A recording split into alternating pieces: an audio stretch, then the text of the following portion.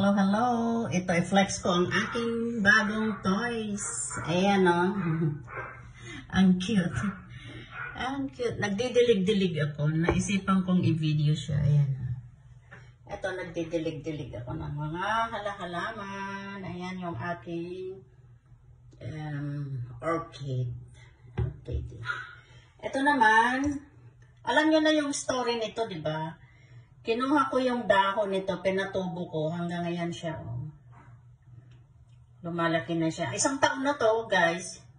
Hindi ko nilalagay sa malaking paso para hindi siya lumaki ng mabilis.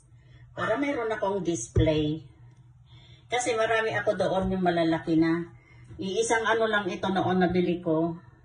Pero ngayon doon sa labas ang dami na, di ba? Ayan, oh. Ayan.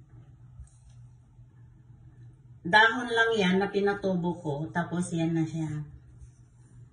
Ayan. O, di ba? Ang ganda.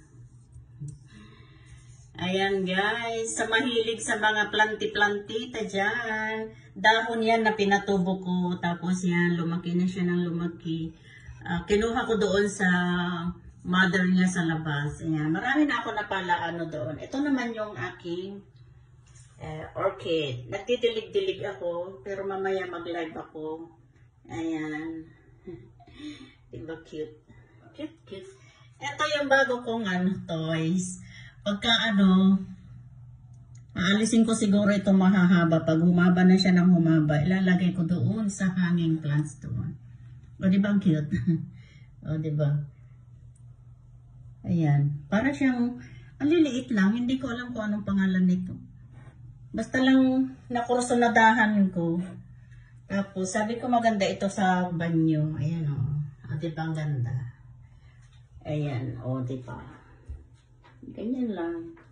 Tapos, actually, dapat itong sabon ay nandyan. Inalis ko yung ayan, o. Tapos may doon.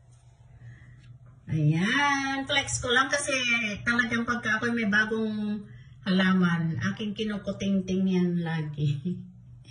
Ayan. Thank you for watching.